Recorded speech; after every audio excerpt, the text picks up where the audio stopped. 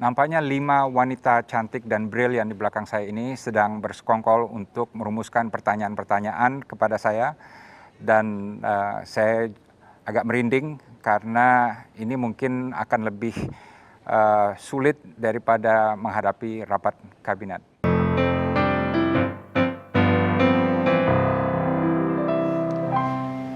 Terima kasih masih bersama dengan Saatnya Perempuan Bicara. Kita masih malam mingguan, jangan khawatir.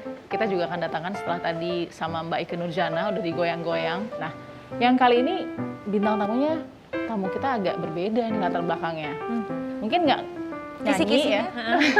Kisi-kisinya itu nggak tahu sumber hidup atau enggak, tapi paling tidak sepanjang karir yang kita tahu bersama tuh, ia seorang diplomat, juga sempat jadi juru bicara presiden. Wow, keren banget. Nah, kita langsung undang aja ya, Bang Dino Patijala. Hai Bang Dino. Hai Bang Dino. Apa kabar? Wah, baik. Terima kasih.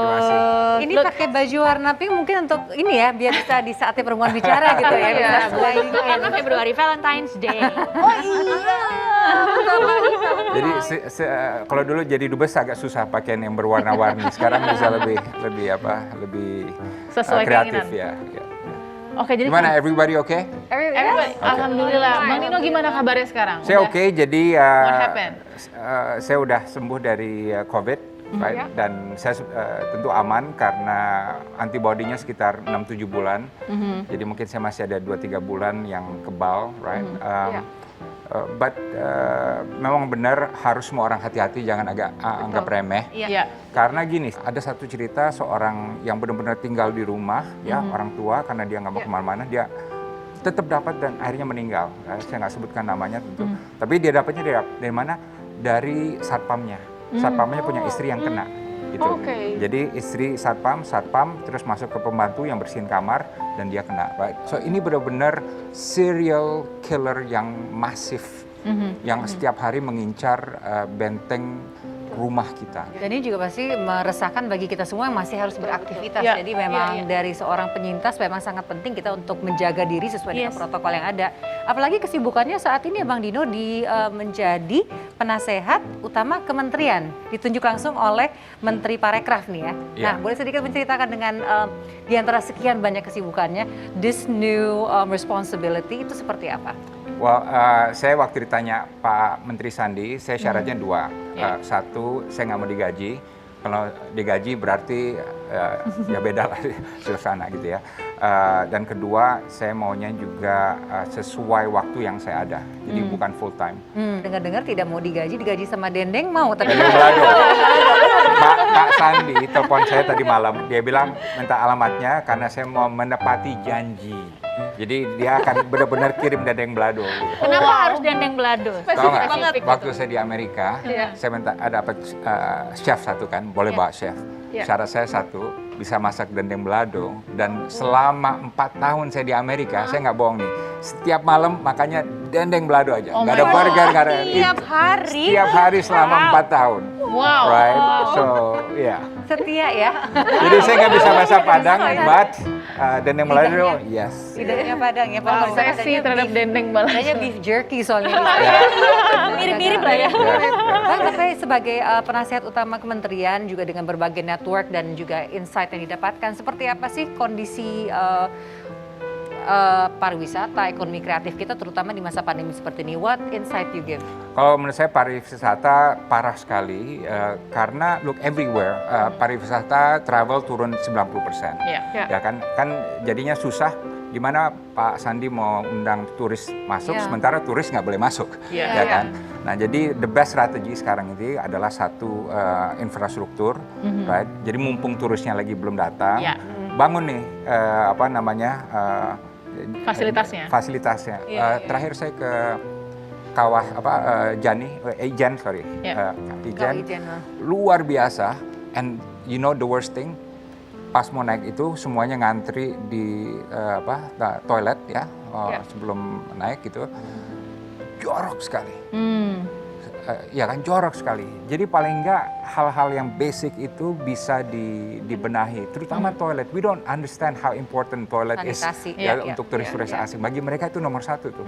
Nah sekarang sebenarnya yang kita penasaran juga ini kan orang Indonesia kan sebenarnya sudah nggak sedikit loh yang kenal sama Bang Dino gitu. Walaupun Bang Dino lamanya di luar kan sebenarnya. Nah ini tapi kan sebenarnya memang lahirnya di keluarga diplomat ya. Nah itu ceritanya gimana sih Bang? Jadi memang udah dibentuk nih dari... Iya, saya udah di brainwash dari kecil untuk jadi diplomat. Jadi untungnya apa? Saya nggak ada masa yang gamang mau jadi apa gitu.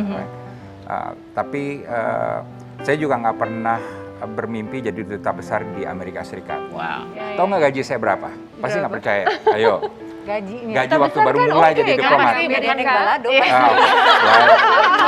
Ya, so Nadia gaji saya Rp60.000. Hah? Rp60.000 waktu baru masuk jadi pegawai negeri. See? Oh, pegawai negeri. Oh, Ya. pertama kali. Yes. Ya. So you are surprised like Itu tahun berapa? ini tahun 1987. 87. Itulah yang dibilang kalau nggak cinta sama Jokowi, mending nggak Exactly. dikerjain gitu. Exactly. Ya. Jadi berkarir sebagai pegawai negeri ini kelihatannya ada foto yang di-share. Oh ya, di itu ayah saya tuh. Instagram Sama ayah. Ini lagi di mana nih? Ini di Washington DC. Jadi waktu saya jadi duta besar, beliau datang, saya ngajak ngopi itu di Georgetown gitu. Bang Iya. Dino, kalau misalkan ngeliat foto ayah kayak gini tuh inget masa kecil Bang Dino tuh gimana sih? Apalagi kan ayah diploma juga kan, gitu pasti sering berpindah-pindah ke berbagai negara. Gimana Bang ceritanya? Kalau menurut saya itu suatu pengalaman yang luar biasa dan dampaknya itu saya memiliki satu skill yang menurut saya ingin semua generasi muda juga punya, yaitu apa? Cultural intelligence. Cultural intelligence berarti gini, silakan taruh saya di Afrika, di Asia, di Tiongkok, di Jepang, di Amerika Latin, dimanapun, I will get along with my environment. Dengan orang-orang yang berada dalam ini budaya yang beda gitu. That's cultural intelligence. Nah, ini penting kenapa? Karena kalau kita bisa connect, peluang akan multiply, right? Dan kita bisa sukses dari sana gitu. Tapi yang menarik ini keplastisan Bang Dino ini, saya sampai hampir nggak percaya juga bahwa ternyata sebagai putra seorang diplomat yang harusnya pindah-pindah ke luar negeri gitu, hidupnya nyaman dengan fasilitas yang ada di KBRI, tapi kabarnya pernah cuci piring juga nih Bang, benar? Iya. Bener nggak sih menjaga tiket bioskop juga? Yes, Wow. iya. Apa aja profesinya waktu itu coba? Pelatih tenis, Tenis. tukang cuci piring, Jaga tiket bioskop ya, dan ya lain sebagainya. Oh, sebagai koki. Tapi saya dipecat, Olga, karena saya karena saya kebanyakan makan steaknya. Right. Jadi akhirnya dipecat ya. Kita rugi gitu lah. Enggak, Ya. Bang Dino, gimana bisa sampai ke posisi-posisi ini? Apa yang dicari waktu itu? Untuk kebutuhan atau seperti apa? Dulu karena saya di Amerika tinggalnya dan ayah saya bilang kalau kamu mau beli baju ini, sepatu tenis segala macam itu kamu harus bayar sendiri, right? Saya dulu juga mau ke Meksiko, Acapulco, tapi ayah saya nggak mau bayar karena dia bilang, look, make your own money. Ya. Makanya umur 14, 15 sudah mulai kerja waktu itu. Makanya anak saya itu kemarin yang umur 13, saya suruh kerja di satu restoran di Kemang. Iya.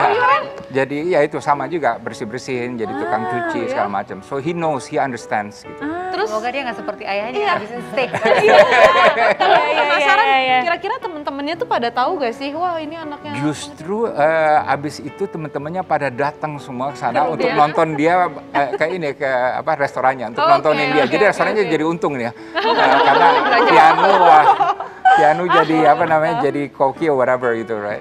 So, maksudnya jadi Bang Dino tuh menanamkan ke diri sendiri atau mungkin juga dari ayah juga ya bahwa kita tuh harus mulai itu dari bawah. Itu. Yes. Itu nilainya. Yes. That's the beauty of it.